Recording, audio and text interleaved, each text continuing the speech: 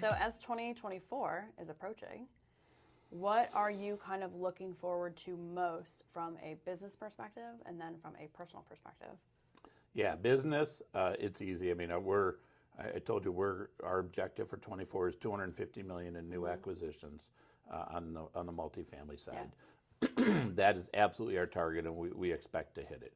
On the investor education side of our business, we're really ramping that up. I mean, we have an underwriting course out now. We're in the process of developing really a soup to nuts advanced acquisitions course that take people from not knowing much about real estate at all to actually closing the deal. Yeah. That's a big deal because remember, I talked about all the things that people need. They need to do the work. They need guidance from somebody who's been there, done that. So it is our goal to at least have 50 to 100 students in that program. Why? Because we're gonna change a lot of lives if we're able to do that. Now, on the personal side, it is to continue to build this business so that we can get the right people in place, so that I can spend more time with Chris and you and your brother and everybody, to commit more time and energy to family. Because at some point, what happens, I think, your kids are going to grow up, they're going to have a family, and I want to have the business in a position where I can remember the time we spent together on those trips and everything else, AAU trips and everything else. I want to be able to do that with my grandkids. Yeah. So that's my objective, to get the business to that point where I can, if I want to go away for a weekend or we want to do our thing with the grandkids, we can do that. I was going to say, me and my future children will be very happy to yes. go on trips with you. No plans right now? No, none. Okay, all right. Okay. None. All right, that's none, a fair absolutely question. none. But you better be careful because we might be at Disney one year with matching T-shirts. So.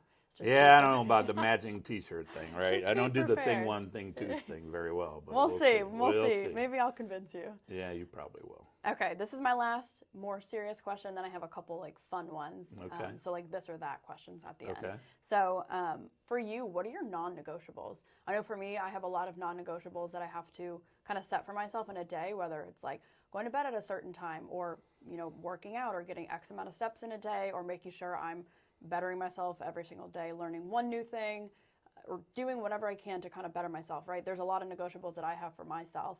What are kind of those non-negotiables that you have for you, either like in your day-to-day or just in your life in general, that you that you've set and that you've continued to set for yourself? Yeah, so I told you my objective with our company is to grow it up, right? And so my objective every day is to learn more and more about how to build that business, right? I know real estate, I know numbers, I know a lot of that stuff, but building a company is a very different thing, and there's a lot of it that's outside my comfort zone. So my objective daily is to learn whatever I need to learn to try to get it there. In terms of my strong non-negotiable, no matter what, all along the way, is my moral compass. I probably, people listening to this will have heard that my moral compass is, I assume that you are standing next to me and I'm doing whatever it is I'm doing, and you would never be embarrassed, right? Think about that, because you now understand enough about business that you would say, whoa, Dad, really? Like, you would really do that, Dad? See, that's that integrity, that moral compass. That here's the problem in business. People are tempted to break it, stretch it, bend it, whatever you want to call it, every single day. And I will tell you, especially when you're dealing with other people's money, if you don't take that seriously, it's lights out, right? You can build a reputation over a lifetime, but it only takes like 10 minutes to destroy it. And so that moral compass I'll never bend. That's my number one non-negotiable. Okay. And I'll never change that, right? And that's your fault because you're standing next to me. I'm assuming you're standing next to me and you will know. Yes. So. No. Okay. No, that's good. Appreciate that. Well, congrats. You've survived my... That's it? Well, those are my questions that I thought would be good. But now I have some more fun questions for you. So this is more of a this or that. So you have to choose one or the other. I only have a couple of these. All right. You have to choose one or the other. You can't say no. You can't say, well, can we choose that? You have to pick one. So maybe this is just to allow people to get to know you a little bit more on a personal level. So, ready? You tell me. Okay, here, we're going to go. All right. All right, ready? Summer or winter? I already know the answer. Oh, to this summer one. all day. Morning or night? Morning. Okay. Sunrise or sunset? Sunrise. Okay. Snow or rain? Oh, rain any day. Really? I thought you were going to be like, I pick neither. Well, you didn't give me. You said I this know, or but I that. thought You you were didn't gonna give me a try third and be option. tricky. No. All Yeah, right. I would pick neither, but yeah, rain over snow all day long. Okay, snow or ice? Snow. Okay. Remember, I drove Zamboni, so I know what it's like That's to be on true. ice, and I don't have metal studs on my tires. That's So. true. All right, I would so pick snow I'll take too. snow. Okay. Listening to podcasts / audiobooks or actually reading the physical book? Ooh, that's a good one. Yeah. Yeah, it depends on what I'm doing. The problem with listening is it can be really passive, and all of Yeah. a sudden you can go for 15 minutes and not recall a thing you said. Yeah. What I do, if I really want to learn something, I'll read it and I reread it again. Yeah. And if I'm implementing it into the business, I will actually take notes and figure out how it applies. Yeah. That's really active. Now, if you did the same thing Active listening, reading, yeah. that'd be good. But so in the car, obviously I'm not reading in the car. I would hope listen. not. Yeah, I listen to podcasts and stuff like Okay. that. So I'll take them both. But if I really want to get something out of it, I think it needs to be written, and you got to do this actively. Okay. Well, I guess okay, maybe I lied. I'm not done with my questions. Okay. I guess another question I would have then, since I know you like podcasts and audiobooks, and I know you even wrote a book previously, but if you had to recommend a book for somebody and you have to say, hey, give me maybe your top two, because I know you have a lot of good books. You've recommended quite a few to me. If you have one book where you're like, hey, you really need to read this. This will really help you, like, from a fundamental standpoint. Take a look at this one, read it cover to cover, and just understand, what it's saying. Give me, like, your top two. Yeah, so probably one, Stephen Covey's 7 Habits of Highly Effective People. Yep. That book, everybody knows about it, but Yeah. it is really, really important. It talks about this emotional deposit and withdrawal thing. I said you can spend a lifetime building a reputation in 10 minutes to destroy it. It's built on that concept. And then the other is Cardone's 10X rule. Yeah. And the reason that is because that's what it takes to be successful in business. And if you're going to just kind of try, Yeah. right? Yoda says there is no try, just do. Yeah. And then, if you think it takes X amount of work, you've got to do 10X that, 20X that, 30X that, because failure is just not an option. Yeah. Were you quoting Yoda over here? I was. Even though I'm not a Star Wars fan, as you know. Yeah. I'm more of a Star Trek fan, but Yes. Yoda's got it going on. So. I will say he's a smart guy. No, I've actually recommended that same book to other people that I've worked with as well too, and a lot of people really like that book. So Which one? 10X? yeah, the 10X Yeah, one. yeah. It's a good book, I will say. Okay, final question. This might be the most difficult question of the entire conversation. Are you ready? You tell me. Let's go. Let's go. Rusty or Melissa? Ooh, now that's a tough one. See, I could pick the third option here and it's both. Now, most of you don't know who Rusty is. Rusty is my dog. Which is a Miniature golden doodle. He is on my Instagram, so if you do follow my Instagram, you'll see all the Rusty love all the time.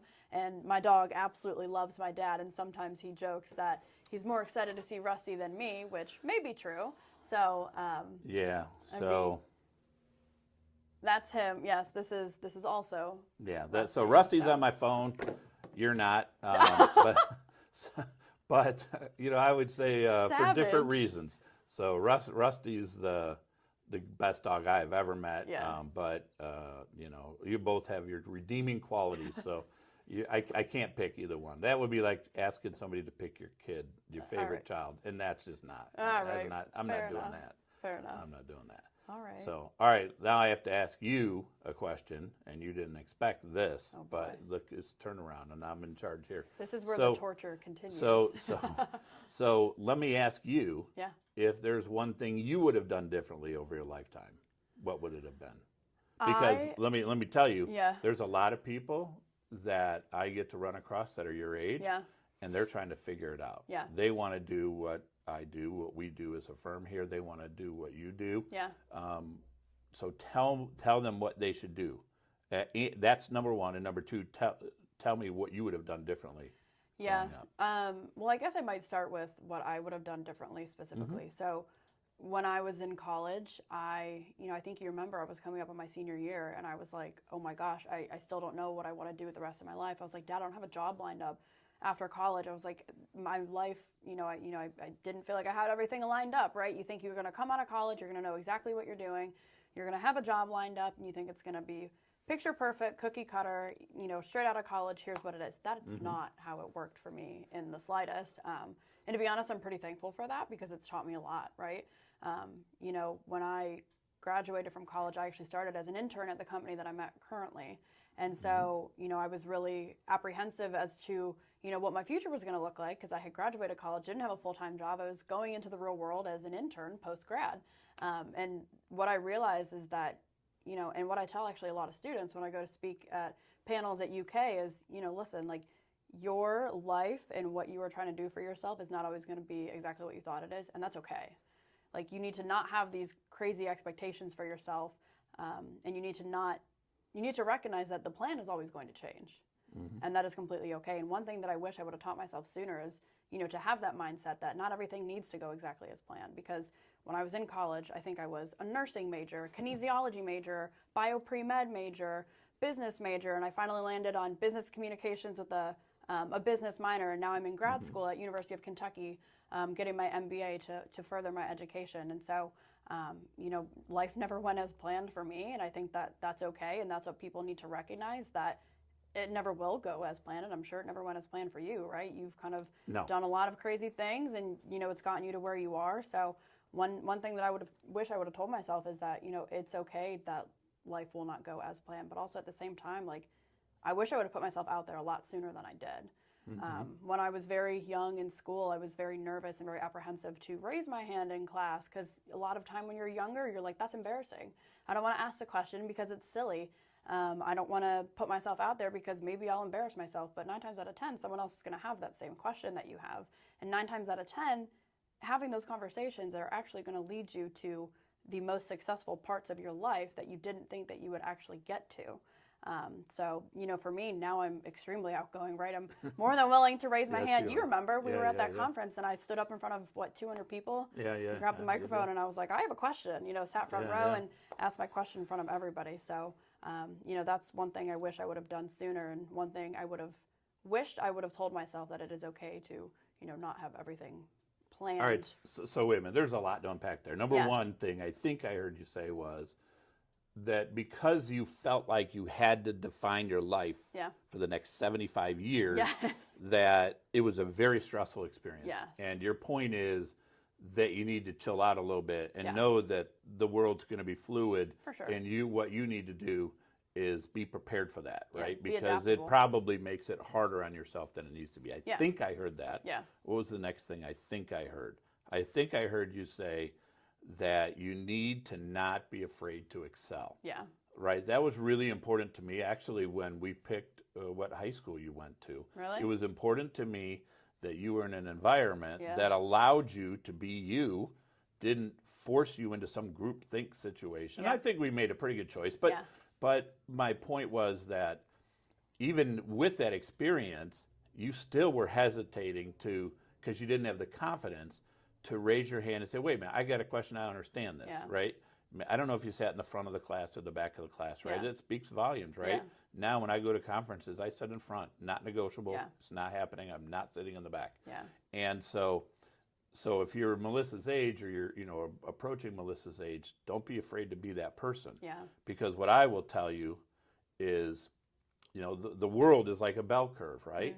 And the people that are at both ends, right? Either they're struggling in a big way and maybe failing, but the other end of that spectrum, of that bell curve, is the people that are going to be wildly successful. It's not because they tried to be like everybody else in class, right? And not raise their hand and get out of there as fast as they can. They actually thought, wait a minute, I want to learn something from this. So that's the second takeaway. Was there any others that I missed? No, you kind of nailed them. Okay, all right. So those are two really, really important things. So don't worry about what other people say. Confidence, get out of your, okay, there's a lot there, I would say. So, all right, the second part of my question. Remind me the second part of your question, if you don't mind. So, well, what was the second part of my question? What would you, let's just go with another question, right? So I know what you would have done differently. What advice would you have for people in your situation? You asked me what I think people should do, right? But my thoughts on how people your age should do whatever is next is going to be wildly different from yours. So you are much closer to that. What do they need to do? to get successful, Yeah. to buy real estate, to do the things that you can do. And you actually kind of touched on this a little bit earlier, but put yourself in a room where you feel uncomfortable. Put yourself in a room where you're surrounded by people who you want to be like in the future. At the company that I work at, brilliant, brilliant people, right? All of our leaders, are very intelligent people, and I actively, set meetings with different people just so I can learn about what they're doing. Even if I'm not actively working with them on a day-to-day, I'm like, I want to know what you're doing because I want to know how I can better myself, and I want to know how, we can better each other in the long run, right? I would say put yourself in an uncomfortable position, kind of like what you said previously, but really use that opportunity to network, to grow, to develop, communicate with other people that, maybe you never thought you would communicate with previously. Send that email, make that phone call, have that cup of coffee with that person, and put yourself in that uncomfortable position. Come prepped, ready with questions, do a little bit of research on that person.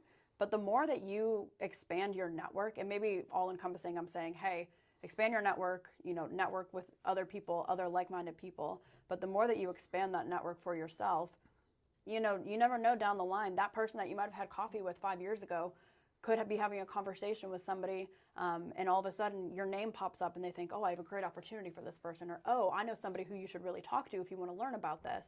Well, there you go. Just because you had a 5-minute conversation or a 20-minute coffee chat with somebody, now you're having 3 or 4 more conversations with a ton of other people who have now heard about you from this very reputable person. So that's really what I would say, and I think continue to learn every day. So the big one is network with people and put yourself in those uncomfortable situations. But, I would say too, and this kind of goes back to my non-negotiables, is if you are not doing something, at least one thing, doesn't have to be something big. It could be maybe you're just eating healthier that day, or maybe you're just reading 10 pages of a book. I've learned from somebody that they read 10 pages every single night before they go to bed because that's how they better themselves when maybe their life is crazy busy. But do one thing, no matter what it is, one thing on a daily basis to better yourself, and make sure that you are sticking to that and make that your non-negotiable, because you have no idea. 2 weeks, 2 months, 2 years down the line, like, you will grow exponentially as a person and, find yourself in better opportunities on a day-to-day basis and expanding your mind even more than you ever thought you would just by doing that. So that's Good. what I would say. All right, I have some quick ones for you. Oh, God. Hey, what do you do for fun? What do you like to do for fun the most? I like to work out a lot. I love the gym, so I like to work out. Okay, got it. And if you follow her on Instagram, Melissa Gee 23, right? Yes. At Melissa Gee 23, Yep. you will see lots of workout stuff. Yeah. Right? I don't spend much time on your Instagram, but I'm Yeah. pretty sure it's there. Yeah. Number one. So that's what you do for fun. What's your favorite vacation? I love cruises. You love cruises, yes. If I'm to name one, We have I done a can't. few cruises, Yeah, we've yeah. done a few cruises, but it's because there's always something for everybody to do. And my stepsister and I always have such a fun time just goofing off and just doing whatever. So you always meet very fun people. So cruises for sure. Got it. All right. Anything else you want to share about the personal Melissa or the professional Melissa? That's a good question. I don't know. I feel like I've been able to touch on a lot of the different things that I've done, or a lot of the different things that I do. I'm very much one of those people that really likes to push themselves, to better themselves on a day-to-day basis, and I love to interact with people that are very like-minded. But I also have very high expectations for myself. So it can be tough when you're sitting here, you're looking back at yourself saying, okay, I'm doing well in my career, but then you're like, why am I not 5 years ahead of where I'm supposed to be? And one thing that I've very much instilled in myself, and quite a few people have heard me say this, is you got to learn to give yourself some grace. So that is one thing that I always try to keep in mind, whether it's professionally, personally. I'm very grateful for the things that I have, very grateful for where I am in life, and sometimes I need to just sit back and say, Melissa, give yourself some grace, because you are kicking booty at 25, and that's something I'm extremely proud of. So you are. Yeah, and I'm very proud of you as well. So if people want to get in touch with you, what do they do on Instagram? What do you do? At Melissa Gee 23. Yeah, so at Melissa Gee 23, so it's up there on the board, but feel free to shoot me a direct message. There's also a couple links to some of my other platforms on my Instagram as well. So if you're interested in following me on other platforms, I believe my LinkedIn's on there, as well as my TikTok. I do some fun TikTok videos in terms of fitness and wellness and all that fun stuff. And of course, Rusty is featured on all of my platforms. I suspect he is. Yeah, happy to chat to anybody, whether it's on like career advice, professional development, health and wellness, whatever it is. So feel free to reach out to me via my Instagram. And most of you know, if you're trying to get in touch with me or us, kripartners.com/invest. We are, as this is being recorded, still wrapping up Fund 2. We think we have a deal identified. We're just wrapping up the details on the PSA. So this is your last chance to get in Fund 2. If you don't make it into this one, no worries. We'll get you into Fund 3. But again, kripartners.com/invest. And thanks so much.